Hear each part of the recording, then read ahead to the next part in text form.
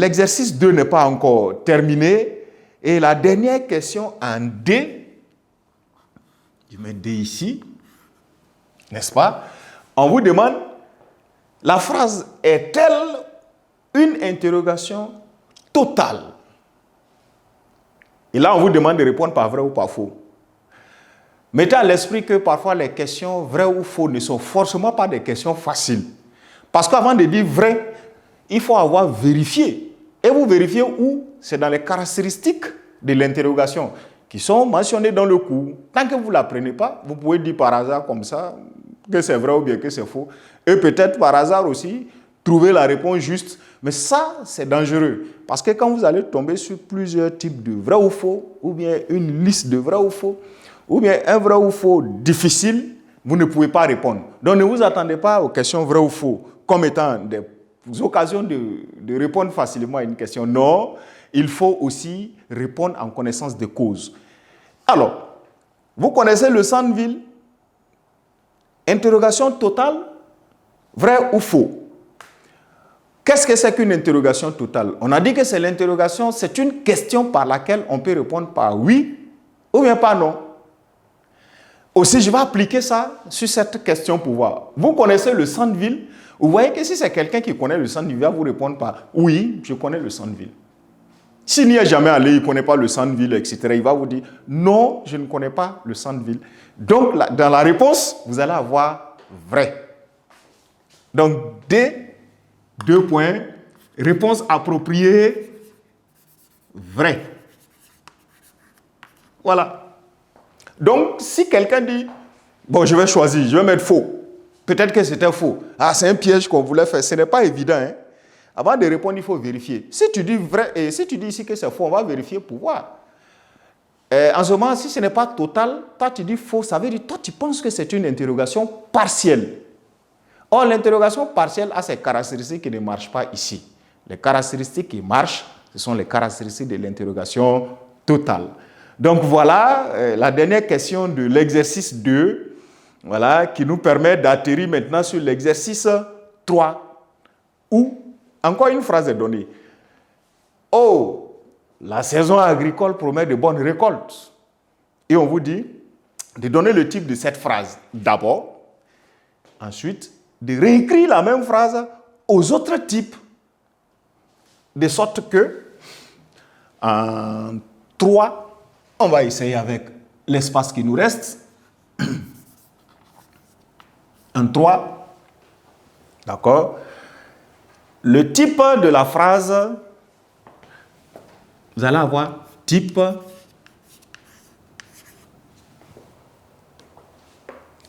Deux indices vous permettent de déterminer le type ici. L'interjection O, le point final exclamatif, vous voyez ici, vous allez avoir, donc, le type de la phrase, c'est exclamatif.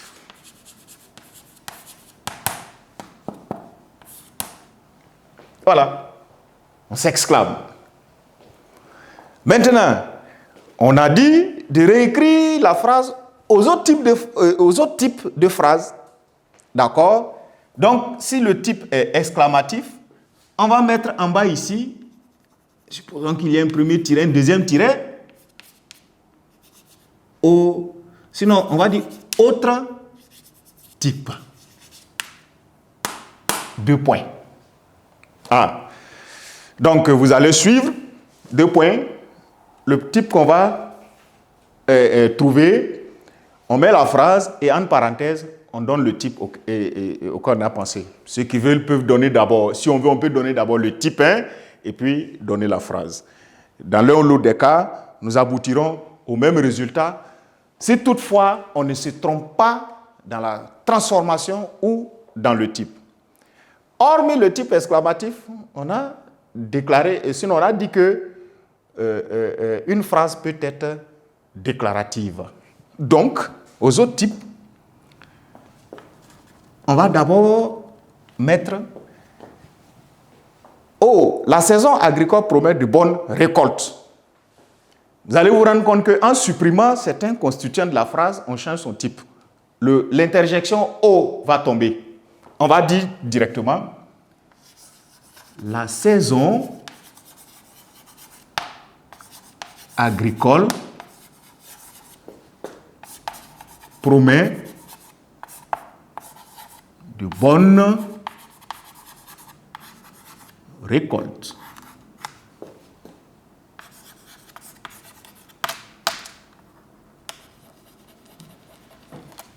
C'est lisible, je crois.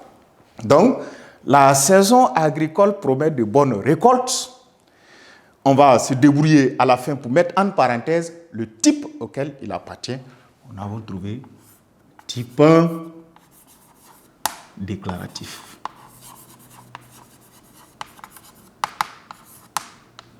Voilà. Ouais. Type déclaratif, par suppression de l'interjection de surprise et par suppression du point d'exclamation. Il se passe qu'une phrase n'est pas seulement exclamative et déclarative, une phrase est aussi interrogative. Donc nous allons en ce moment convertir la phrase en une question. Et cette fois, je viendrai à la ligne ici pour que vous suiviez, n'est-ce pas? Vous allez avoir: la saison agricole promet-elle de bonnes récoltes? Je procède par inversion du sujet. Est-ce que la saison agricole promet de bonnes récoltes? On fait un choix. Il ne faut pas mélanger les deux. Quand vous avez décidé d'aller avec l'inversion du sujet, on n'introduit plus.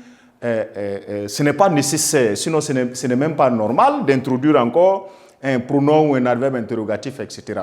Voilà, ça fait un peu de trop.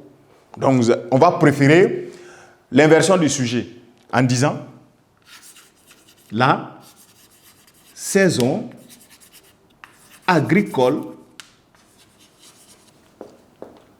promet telle de bonnes récoltes. Avec son point d'interrogation. D'accord? En parenthèse, type interrogatif.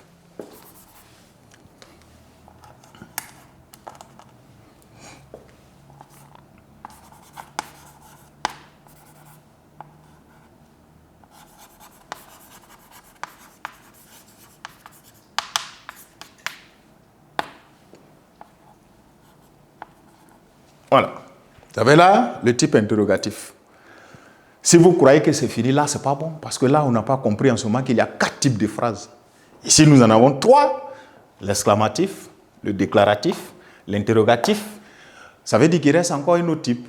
Donc, le type exclamatif. Pardon, lui, il a été employé. Le déclaratif employé. L'interrogatif employé.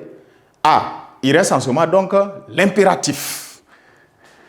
Et comment transformer la phrase « Oh, la saison agricole promet de bonnes récoltes » en une phrase qui donne maintenant un ordre, un commandement, un vœu, un souhait, une prière, etc.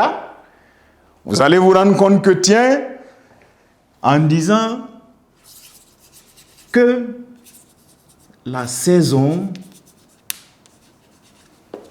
agricole soit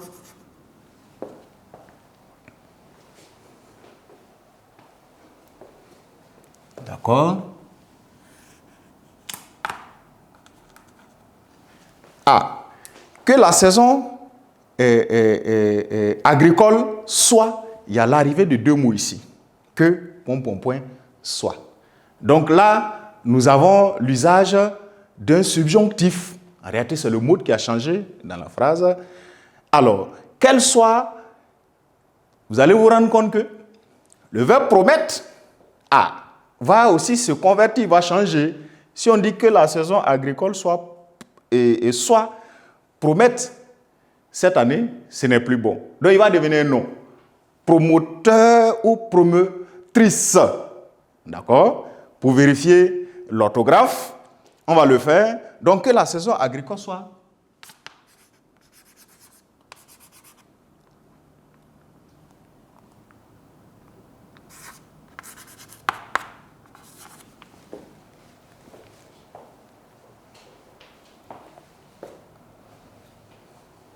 Ah, d'accord. Donc, il y a un complément que j'allais oublier. Ça nous permet de recorriger notre phrase. Sinon, si on va de cette manière, on va laisser tomber promettre de bonnes récoltes. Comme il y a un complément, on va éviter le substantif, le nom, pour dire que la saison agricole promette de bonnes récoltes. Ça, c'est mieux. Voilà. Si on intervertit par le nom, ça peut commencer à vous troubler dans les compréhensions inutilement. Ce n'est pas vraiment important. Mais ça reste toujours que c'est le subjonctif qui est employé. Le subjonctif avec lequel je voulais partir va vous donner une nominalisation de la phrase. Ce n'est pas nécessaire. Donc, la saison agricole promet de bonnes récoltes. Que la saison agricole promette de bonnes récoltes. Ça, c'est bon comme ça. Que la saison agricole, d'accord, promette de bonnes récoltes. Pardon. Que la saison agricole promette de bonnes récoltes. Et on avait dit au type impératif, qu'est-ce qu'on fait en termes de ponctuation? Celui qui veut y mettre un point d'exclamation ici. Celui qui veut y mettre un point final, un point tonique ici, il est toujours dans l'impératif. Parce que déjà, que la saison promette, est comme un ordre qu'on est en train de donner à la saison. On n'a qu'à se débrouiller pour promettre une bonne récolte. Vous voyez? Donc, dans tous les cas de figure, vous avez là un mode impératif exprimé. Promettre de bonnes récoltes. Et je vais mettre un point tonique, par exemple. En parenthèse, on va avoir là le type impératif. Voilà. Type impératif. Et voilà que nous venons de faire le tour des 3 exercices proposés. Et si vous y étiez, d'accord, proche plus ou moins de la bonne réponse, c'est vraiment bien. Ça montre une bonne compréhension de la leçon de grammaire passée et aussi une bonne application en situation lorsqu'on est en face d'un exercice qui va concerner chacun de ces types de phrases. Donc, sur ce, nous allons nous retrouver à une autre occasion, d'accord, dans un tout autre cours, parce qu'en français, il n'y a pas que la grammaire.